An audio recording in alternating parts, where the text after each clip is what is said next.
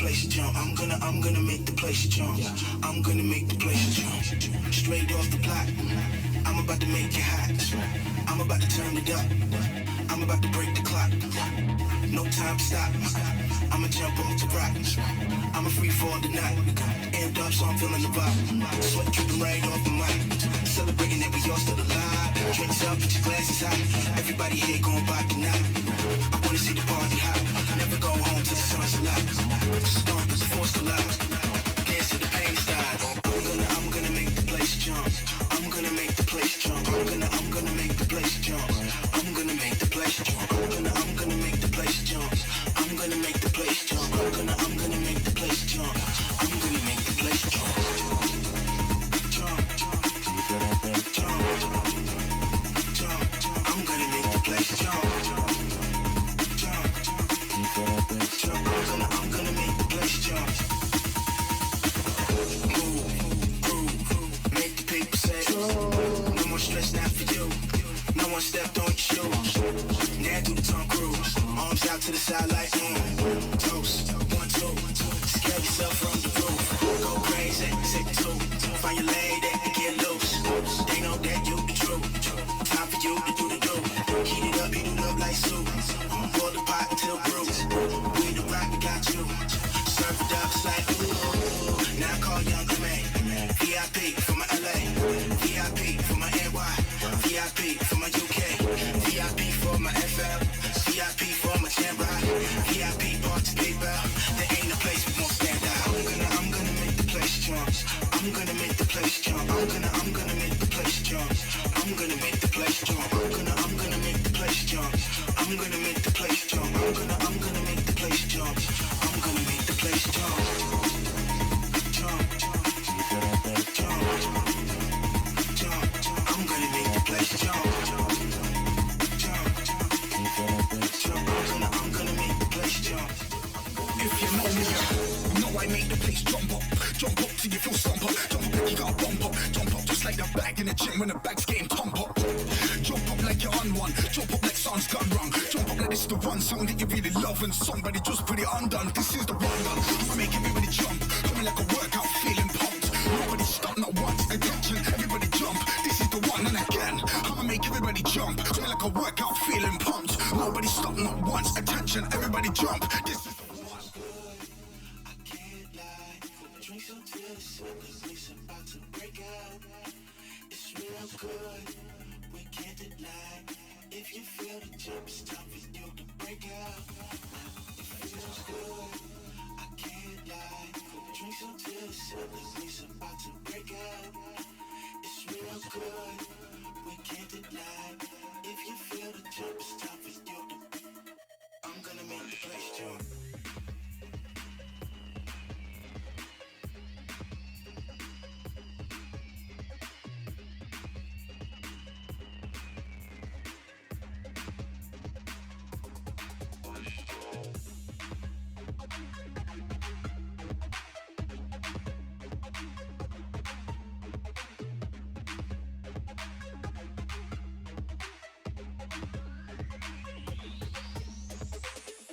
Want a bottle of rum, couple sips of that shit, and how you feeling, dumb? 150 want a bottle of rum, couple sips of that shit, and how you feeling, dumb? 150 want a bottle of rum, couple sips of that shit, and how you feeling, dumb? 150 want a bottle of rum, couple sips of that shit, and how you feeling, dumb? 2 shots and a couple of sticks, and how you feeling, how I'm feeling, that's the shit. 150 want a bottle of rum, couple sips of that shit, and how you feeling, dumb? 5 shots in the coke is a chase and lose all control, call it mind erasing. 150 want a bottle of rum, couple sips of that shit, and how you feeling, dumb? 2 shots and a couple of sticks, and how you feeling, how I'm feeling, that's the shit. 150 want a bottle of rum, couple sips of that shit, and how you feeling, dumb? 5 shots in the coke is a chase and lose all control, call it mind eraser. Mind eraser. Call it mind eraser. Mind eraser.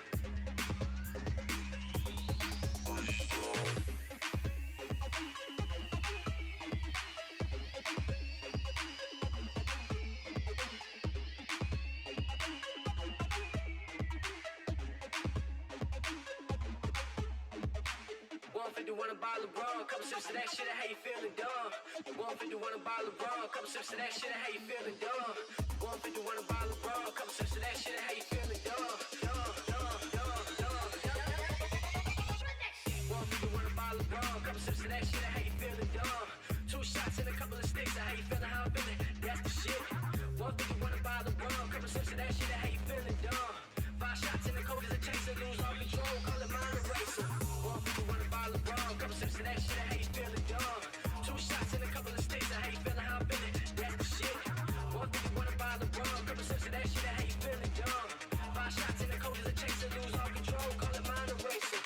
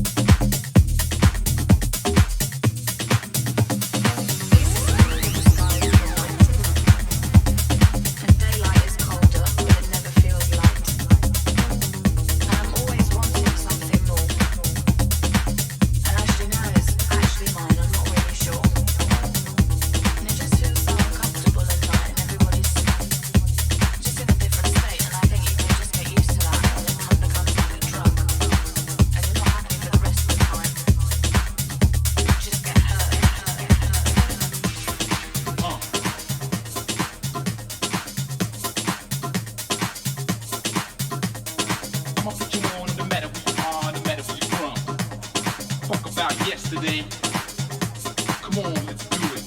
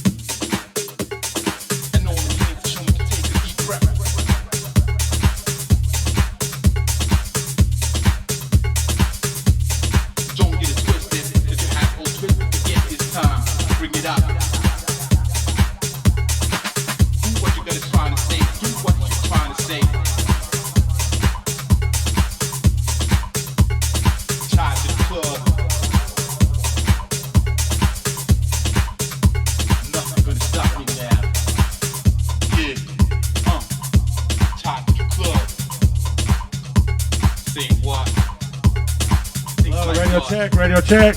Yeah.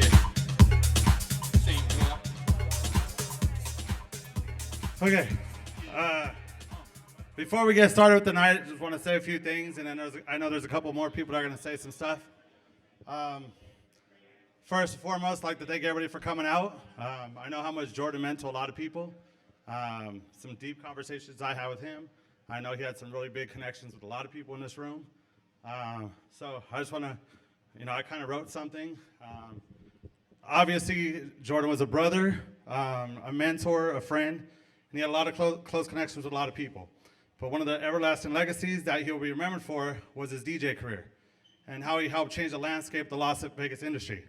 As someone who spent almost every day with him for 4 years, I'd like to provide some insight on what he did and how he helped usher in a new era in Vegas. My earliest memories of Jordan was taking trips to EDC, him and Kevin, sweating up a storm right in front of Christopher Lawrence. Like be drenched. And I was his favorite artist, Christopher Lawrence.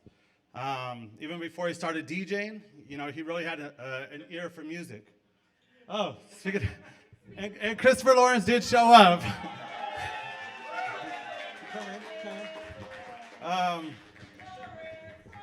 He built his name in the rave scene along with his best friend, Kevin Sean.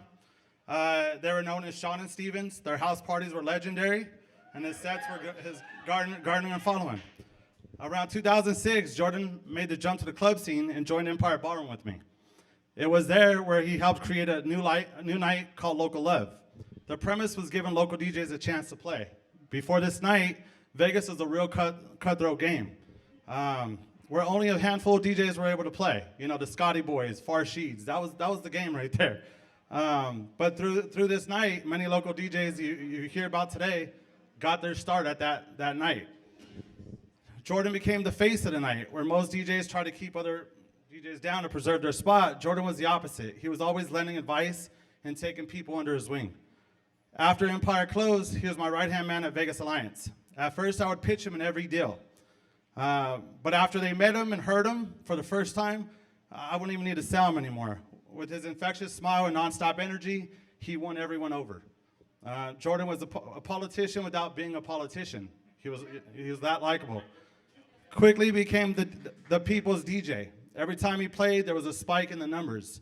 His followings crossed over from the rave scene to the club scene, landing residencies with God's Kitchen, Perfecto, Palms, and Marquee, playing Love Festival, Fabulous Festival. After he left Marquee, he wanted to do his own shows and provide a bigger platform for other artists. Mike Remedy, Split Breed, Nick Foley, DeMarco Cruz, Stevie Mack. Jordan would always talk to me about how much he had love for those guys. He went on to Bot English, where he was producing his own events. Despite all Jordan's success, Jordan was still that kid from Macon, Georgia. He missed his family. He wanted to move closer to his parents and decided to walk away from the industry. Over the years, every time I would start a project, I would call Jordan and ask if he wants to come back. And every time he would thank me, but turn it down. He was happy where he was. But he would always call me almost every week just to check on me. One thing, as we all know about Jordan, he valued his friendships. Our last conversation was one I will never forget. We were talking about how life is short. We were discussing some of the people that we have lost the last couple years. Through Jordan, I have learned even more so how precious and delicate life can be. We are lucky to have Jordan in our lives, and if you look around the room, you can see the many lives he touched. I will never forget him, and I will not be the promoter I am today without Jordan next to me. I love you, Jordan, and this one's for you.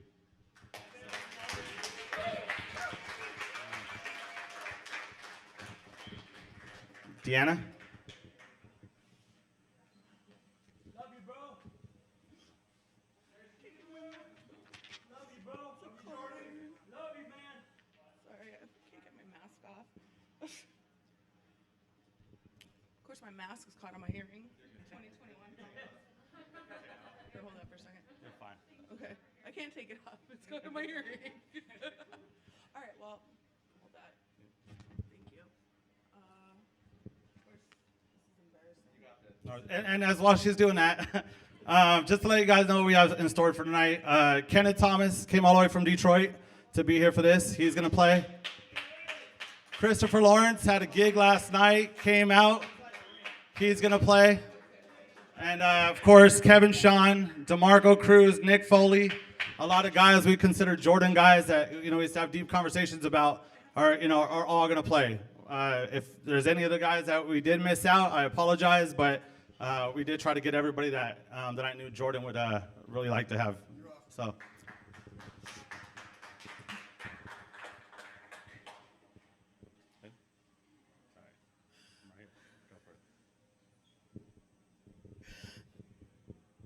Sorry, guys.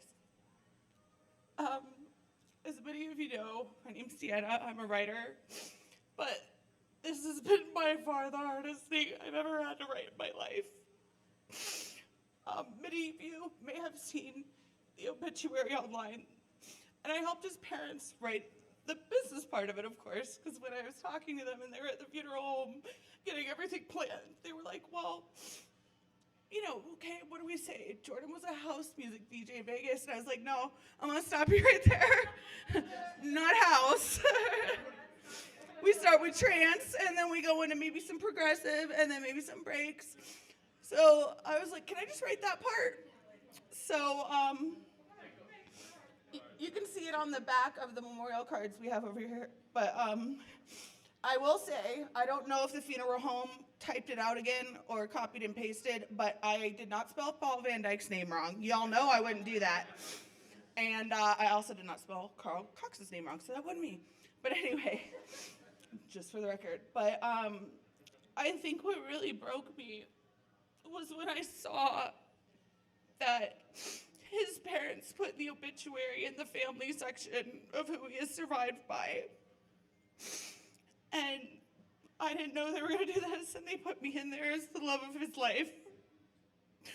So I think our friend Lindsay said it best, he was my person. And even though we were separated by miles, we were still writing our story. And we still had so many plans. And, I hate to be cheesy with a quote. And I wrote down plenty of things I wanted to tell you guys. But, not that Jordan and I were expressly major Beatles fans or anything, but y'all know the quote, like John Lennon, life is what happens when you're busy making plans. So if you have someone close to you and you haven't talked to them in a while, which wasn't us, we talk constantly every day. He had to check in on the cats because I was watching Baby Yoda the cat for him. Thank you, sweetheart. So I have Yoda. He's with me. He's okay. He gets along with my DJ Shadow the cat. So they're best cat. They're black cat best friends. I guess I don't know. I wrote so much down. I just don't know what to say, and I am so completely lost without him. And I just want you to know we loved all you guys so much and appreciated you. And we were very, very private people. I think it was because we worked in the industry together, and we didn't want the owners of Tao Group to know we were together. And like, here, sir, here's your drink tickets for the evening. Thank you, ma'am. Like, I was able to find a podcast that we did together where I interviewed him, and the Las Vegas Weekly Studio. So I'm really happy that I have a pristine, clean copy of his voice. And if you listen to it, which some friends have already, you can totally tell we were trying to play it cool. But, you know, I think I might have convinced my bosses for like a few months, and then they figured it out.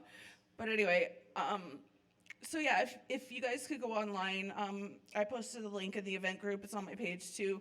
If you could post your memories of Jordan on the Heritage funeral home page, that way his parents can see him. That would mean a lot. Keep it G. Like rate it. Oh, this one time we got so drunk and he puked everywhere, and you know, don't do that, please. I mean, they're probably watching right now, but you know. So if you guys could go on there and leave some memories. Yeah. But we were just two kids from the South, and somehow we ended up out here. So I want to say a couple things. Jeff and Kevin and Christopher, I have something for you guys. If you could come up here for a second. All right.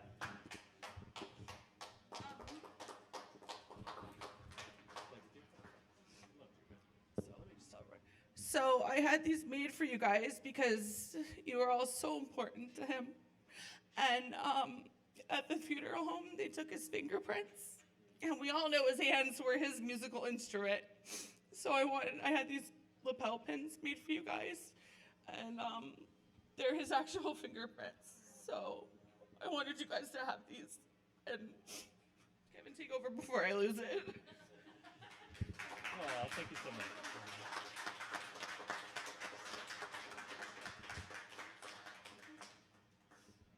They're magnetic. I know, I was like, what? Magnets? So, Oh, dang, I'm being knighted. yeah, I know, right? I just thought it was cool that they're his actual fingerprints. Yeah, So totally. you might have to help me with this. My hands are so shaky and I'm so sweaty. He's smiling down on us. Yeah. There we go.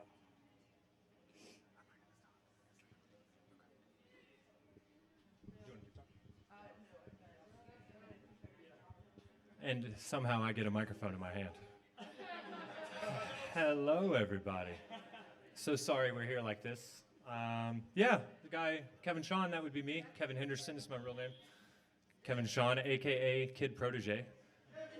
This guy talked me out of my very first DJ name, which is Kid Protege. And also gave me the first chance to ever mix vinyl in a public setting, and yeah, be as nervous as one could be. Jeff and Jordan did a lot of cool stuff together. I'm so proud of them. I would have never thought that as coming up in these little house parties we were having, just DJing for fun. You know, we're buying records at Liquid 303, and you never really think that, man, this could really be a career unless you're really serious about it. And I couldn't commit to it like the way he did. I don't know why. I was scared. And Jordan just really grabbed that entire thing by the horns. And when we're driving to EDC to go watch Christopher Lawrence DJ, we're listening to George Acosta CDs, we're listening to all these trance CDs, Oakenfold CDs, and all these live sets from 1999, 1998, you know, the people that really laid the foundation for dance music what it is today. And this kid went and opened up for everybody, you know, and it's really not surprising, because if he wanted to do something, he was so adamant that he was going to do it, you really couldn't tell him he's not going to do it. He's just had that type of personality, and I don't know. 20-something years is not nearly enough to know the guy as a best friend, you know? And he seems like he had so many good friends. It's surprising, more day by day stories and people coming out, you know. And yeah. Yeah, it's unfortunate, but, you know, it is what it is. We got to, one day at a time, just keep moving on. What would Jordan want us to do, you know? Where the party at, right? Yeah, party all the time, PTT. So, I don't know. Thank you all so much for coming out. We're going to play some music here in a little bit, and we got some videos planned, and I don't know. A lot of people maybe haven't met Jordan's brother, Jameson, and this is Jameson. I don't want to put him on the spot to give a speech, but...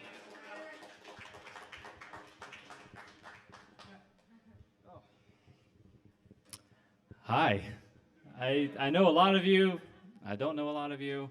It's a good thing, actually, because there's a lot of people that Jordan touched. I didn't write anything because I didn't really expect to do something like this. I didn't even do it in Tennessee when I was there not too long ago. Hopefully I don't cry. We'll try not to. I think everybody in this room knows that Jordan loved everybody. He never met a stranger. He treated everybody like they were the most important person in the world. He led with his heart on everything. He never said anything bad about anyone. He cared about everyone. I think this room is a testament to that. I think if he had maybe had an idea of how much and how many people he touched in his life, he probably would have just been blown away. I mean, this is, what, 70 people? The biggest thing is when I was back in Tennessee, you hate that things like this bring people together, but as we all move on in our lives, I don't think many people in here were in our 20s anymore, and I think that's when most of you guys created those friendships. My brother, I moved to Vegas to be near Jordan. I lived in the South. He was the guy that I always knew was going somewhere, but I never knew how or when or where he would get the ideas of what he would want to do. And, he told me to come to Vegas because he wanted to be a DJ. And I was like, okay, that's cool, that's great, yeah, that's a dumb idea. So he wanted me out here on February 19th, 2009, because on February 21st, he was going to be DJing at Rain nightclub. And he said, this is what's going to kickstart my career. I was like, okay, what's Rain? I'm from Macon, Georgia. If you guys don't know, it's 100,000 people. It's a redneck country, let's just be honest. I mean, you go down there and they like watching NASCAR and drinking Bud Light. So I moved out here on a whim. I'd been talking about it for years. I was 24 years old, and I came out here, and the first night I went out there, I was blown away. No idea what I was walking into, and it showed me the type of person Jordan was, the dreams, the aspirations he had. And in his 20s and early 30s, he achieved more than most people achieve in 70 to 80 years of their life. So, I would like to think that he lived a full lifetime. He really did. Christopher Lawrence, I'm so excited to have you out here. I met you many years ago, and it's been probably 10 years since I saw you last. I don't know if you told this story. My dad. Okay, maybe slightly. Maybe hopefully I can. Woo! So my brother was 16 years old. He tells my dad, "There's this DJ in Atlanta playing. Dad, let me go. His name's Christopher Lawrence. I want to go see him." So my dad, being the protective dad, we're from a very strict southern kind of area, Bible Belt, all that. He's like, "You're going to go to Atlanta, get ruined." He's like, "No, I'm going to take care of myself. I promise you. I just want to go see this guy spin." And my dad lets him go. He goes up there and comes back, and it blew his mind. Jordan's been in house, trance, everything you could think of. Before house was EDM. That was his scene. He loved it. He loved music. He lived music. He breathed music, and that's what brought me and him together. And 10 years later, he gets to call my dad up and say, "Dad, guess who I'm opening for today?" And he's like, "Who?" He's like, "Christopher Lawrence." And, when you're 16 years old, whoever your idol may be or whoever someone you want to get around and be that person next, you don't think you're actually maybe going to be able to make it there. And he really did idolize you. He really did. And that says a lot to you. You're so humble, like Jesus. I mean, every time, he's been the nicest guy every time I've met him. He's just been "Oh, how are you doing? It's so nice to meet you." And, and that was who Jordan was. He was never arrogant. He was never an asshole. Sorry, Mom and Dad. They're watching, by the way, so my parents are on there. Everybody wait, my parents. They're in Tennessee. They really wanted to be here, and they really wanted to see all of you and meet all of you. They met a lot of you for Jordan's 27th birthday, I think, back in 2011. Was it Moon? He came in for his birthday. Come on. So, what a nice guy. And Jordan, he loved music. He loved the scene, and this is where you all came from. I don't think there's many of you in here that did not come from his love of music and passion for raves, going to Nocturnal Wonderland, and I think I met some of you the first time I did some things I should have never done at, what was it? What was the Halloween one in LA? Yeah, that one, yeah. That was the first time I got to experience the West Coast, and it's because of Jordan. Jordan I lived with him on and off for 10 years, probably a solid 8 years in a row, and I don't mean to ramble, but we connected, we're brothers. He was the only brother I ever had. I never thought I'd be an only child. And, especially in your 30s, you don't think that's going to happen. You think you'll get to grow up with them and see them forever. And I know a lot of you obviously were impacted by Jordan the same way. He thought that he would be around for another 20 or 30 or 40 years, and it sucks. He's not, you know? He was the best person. He was the nicest guy. He made you feel like $1,000,000. He put everyone before himself, and, you know, we just got to keep going on with life. You know, Jordan would never want us to stop for him. He had big dreams. He always wanted to achieve those dreams. He always wanted to bring me into stupid ideas. But he was always forward thinking. He was never thinking in the past. He was always thinking, what's my next big move? What can I do next? And I know he'd want the same for every single person here. You know, so, you know, appreciate the relationships you have. If you have a brother or sister, mom, dad, aunt, uncle, grandma, grandpa, and give them love. Thank them while you can. I think when things like this happen, you always think, what could I have done better? What could I have said? You know, could I have reached out to him 2 days before, 3 days before, whoever it may be? And, you know, life goes on, sadly, and we have to kind of accept what's happened and just move on. You know, so we have to love each other and just enjoy each other's company, and, you know, don't lose your relationships with your friends. That's the one thing Jordan was good at. I think every single person that I've talked to today, I said that I just talked to Jordan 4 days before. I talked to him a week ago. I talked to him like last Sunday. You know, he was so good about reaching out to people and staying in touch with people. He appreciated relationships, you know, and he would want all of us to stay in touch with each other as much. And I can say a testament to so many of you I haven't seen in probably 8 years. I mean, I haven't seen Chris. I saw you at Monster Massive in 2006, and I haven't seen you in 15 years, but you're my Facebook friend, so it's good to see you. But really, I really do thank you all so much for coming out and showing support for Jordan and the impact he's had on your life. My parents thank you. They really wish they could have been here, but we have some other things going on in life that they just couldn't make it, and they really wanted to watch this and be a part of it. So thank you all so much for showing up, and enjoy the night. Remember Jordan for the person he was, and have a drink for him. Whatever it may be that you do to idolize someone or remember them by, do it. And hopefully I can catch up with a lot of you more later. So I love you all. Have a good night.